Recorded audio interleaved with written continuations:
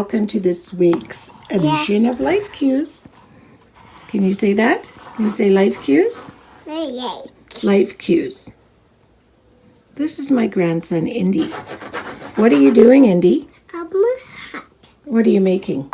I'm gonna color. You're coloring? Yeah. What is that?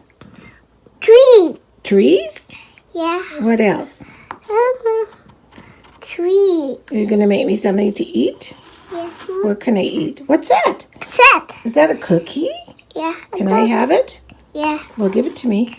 Taste. Give it to me to eat. Thank you. Oh, that's so good. Indy is 20 months old, so he's just a little over 1. It doesn't. But he has a brilliant imagination, and you saw how he took the cookies off the page. And what is that saying Picasso says? You never are really an artist until you draw or paint like a child. Not swapped up. Really? Stop. Yeah, you don't want me to talk? Yeah. So today, our prompt is just going to be free, work like a child, do whatever comes into your mind. Just like Indy. Look at his. Look at his picture. That's beautiful. So nice. Are you finished? Yeah. What color is that? I'm gonna color paper. Why? Oh, you're coloring the paper. I know, but what color is it? I'm gonna color. You do want to color? Yeah. Okay. Cause it's a face. Yeah, I know that's a face. You're a very smart boy. Yeah, the face. Yes. The banana. That's a banana? Yeah. Oh. Banana. Could I have some? Yeah. You want some? Yeah. Eat your banana. Go eat the banana. No. Oh. It's so good. So that's our prompt for today. Banana. Banana. Yes, it's beautiful. So how could we beat that amazing intro? So today's prompt is create like a child. So for me, it's like whatever. Same with you. Just pretend you're Indy, 20 months old. Speaking of, these are all of his amazing little drawings. There's billions of them. Look at them. It's all he likes to do. Color. Likes to color. Look at that. So I'm going to pick one of these for my background. That one's kind of cute. I like the little, I think I like that one. Let's see what else is in here. Yeah, so that's going to be my background to my page. So I am going to glue that down. So I went through my magazine called Calm. It's a book like this.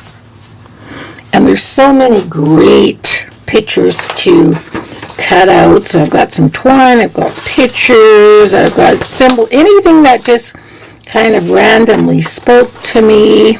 And then I have some fabric. So I'm just going to start to play. And the first thing I think I'm going to do is take some of this tangled twine. I've had it on my desk. I have not wanted to get rid of it, and I don't know why. So look at my new scissors. So I'm just going to take some of this tangledness and just kind of put some glue down on the page wherever it may fall. There's no rules, guys. Yeah, there. Don't you love it when glue works? Just wherever it falls. I'm not thinking about where this is going. The only thing I really thought about was what picture spoke to me. So this could be a hot mess, but you know what? Who cares? The child in me thinks it's pretty fun. There. So that's pretty much like what I'm going to be doing with the twine. So that's what I did with my string. I still have a gob left of string that I don't want to throw away. So the next thing I'm going to do, I'm not even sure. I'm just going to start fussy cutting some of these things out. Where's my, I'll use these ones, they're pretty good. Like I love this little house, but I don't necessarily want the mountains in the background, but it's like a cabin at the lake, and I like that little part of it. So I'll just cut around all that and try and get some of the lake in the image too. And I don't want to cover up my indie background, so I'm going to cut it off right here. Just because it has, see the little boat there? Our little boat. So cute. And we'll just round that off right here. There. So our little cabin by the lake. If I was a little kid, where would I put this? Probably somewhere like that. This is just rough. And this is the picture that inspired me to cut the string. So I'm just cutting it like that. We got some string here. It's so funny when you collage and then you're thinking, what the heck are you doing? But in this instance, it don't matter. It might go up there somewhere. Just playing, guys. It's so hard not to judge yourself when you do. This is hard because there's no planning. And sometimes if you're somebody that has to plan out your art, this can be a challenge. Love you guys. I'll put you over there because I know this is what I want. This is like chalk paper, and it's the, is it the ampersand? I'm not exactly sure how to say that, but it was also in this book of chalk here. If you could ever find one of those Calm magazines, they're so full of stuff in the flow, and it has an exercise book which was inside of the Calm magazine. So I thought, let me take this because I got some new chalk pens that I absolutely love because they really have a pointed writing edge instead of that big, cumbersome, thick writing edge. It's like a really nice, you'll see when I write on these, because I got some chalk ribbon and I was looking for really nice pens for those, so I found some. So I'll cut that out. Well, I'll continue, but I want that in the middle somewhere. Better get my garbage out. I love her. But where's she gonna live? And I love this fabric. So let me go figure this out. But I'm not supposed to, but you know what I mean. I'm not supposed to be figuring it out, but let me just go play for a sec. So I have all my images glued down where I felt they should go. So I'm going to put them to the side for a second, and then I'm going to take my new chalk pens. I'm going to write on this ampersand, but I took a piece of scrap paper because before I try it, I want to make sure. These are the pens, American Craft permanent chalk markers. Love them because they have a point on the end like that. So this will just be my test. I love it. Perfect. So I'm going to write my quote on that and then I will glue that down.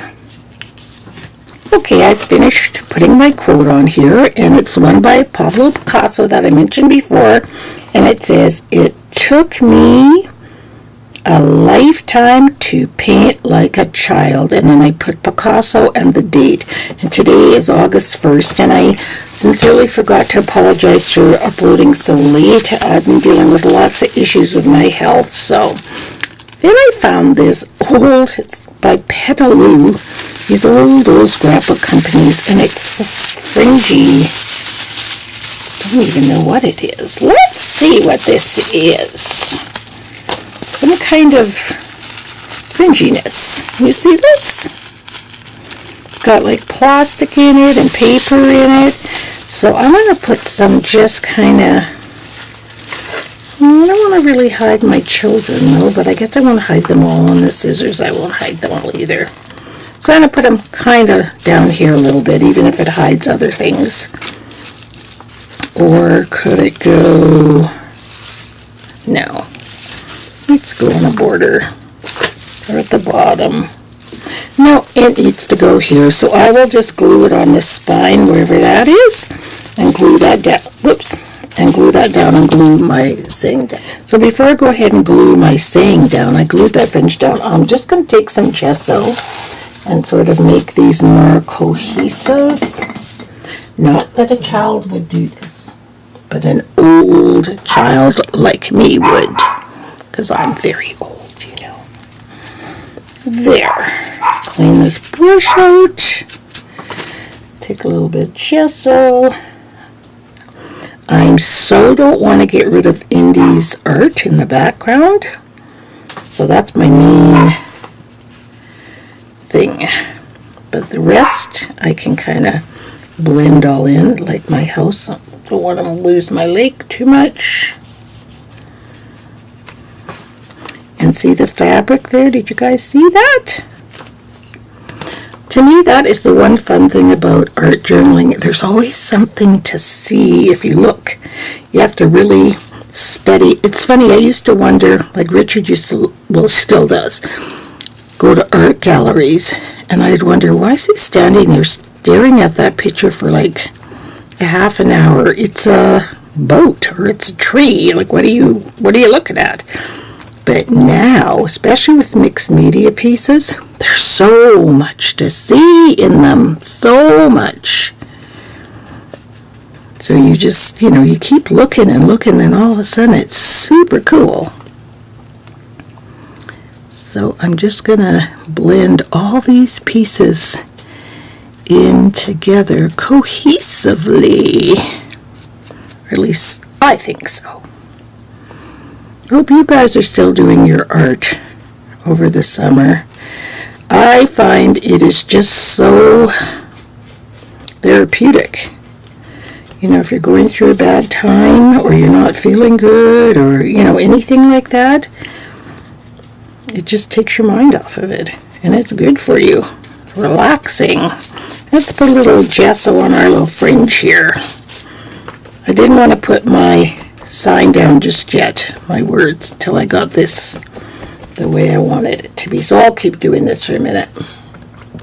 So as I started looking at it, I could see places where I just felt like I wanted to put something else. So I got these Tim Holtz. Where are they? They're kind of cards, and they come in all sizes, these being the biggest. Here they are. And so I took some of the smallest ones. They are called Ideology Pocket Cards. I took some of the smaller ones and cut them even in half. So that one is half of one. This numbers is like a quarter of one down here, if you can see those numbers right here. Oops, I went too far. I'll show you when I'm showing you the end of it, because I can't push the camera. And then that's a half of one there. So I'm just gonna gesso in some of those. Stuff isn't even dry yet. Some of those features. And then I think, because it's sitting right here on my desk, I'll get some glitter. Yeah, I want to put some glitter on it, because what the heck, I can do whatever I want, right? So I'm just going to gesso in these little bits here with my finger, the ones that I just added, just to give them that cohesiveness.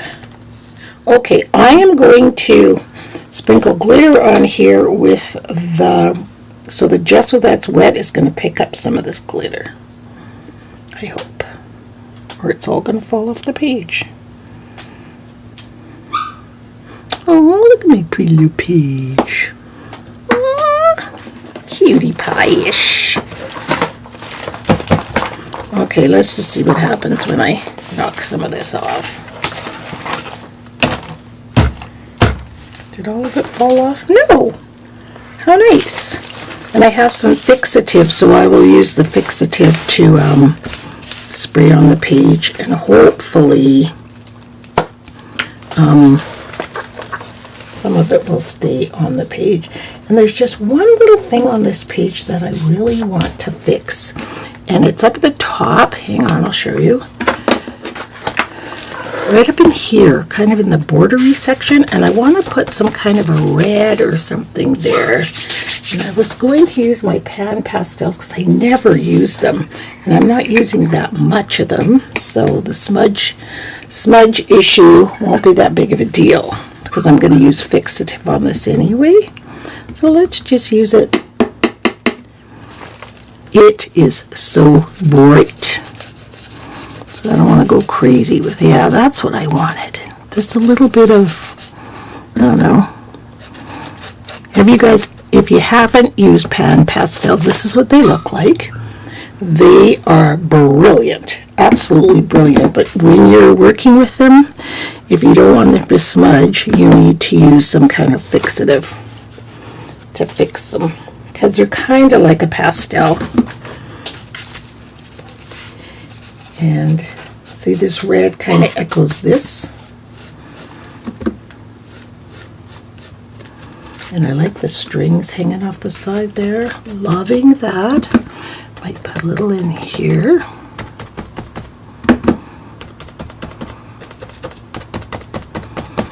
And I'm just going to smudge it with my finger. And maybe call this Ade. It's so funny because our grandson's name is Ade. It's a Nigerian name. Ade. So it's not really Ade, but Ade. So whenever I say, maybe I'll just call this Ade, the kids go, "You're going to name that after Ade?" No, guys. Never mind. Okay, I think I'm done playing. That was fun. So let me go get my fixative.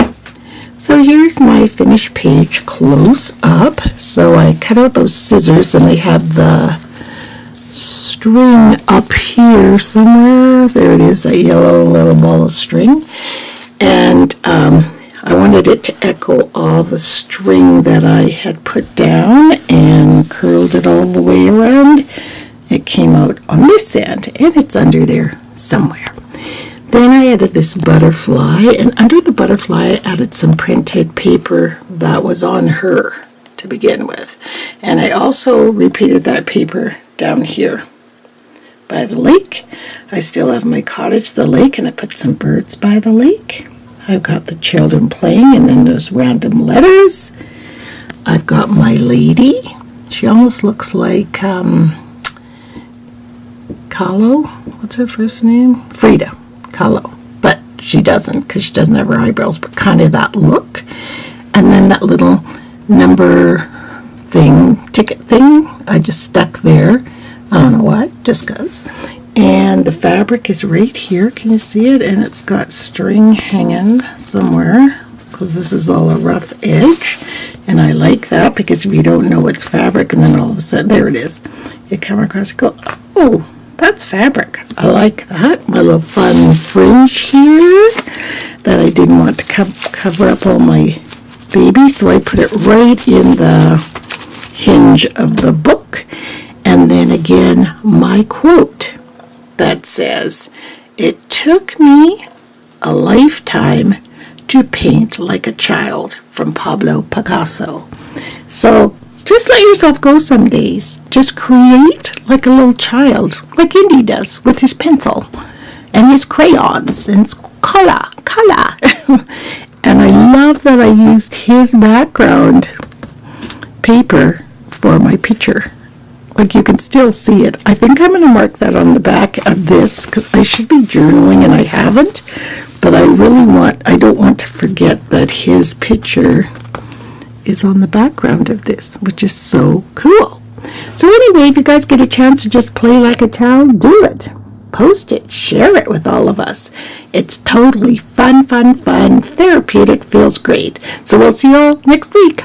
Bye.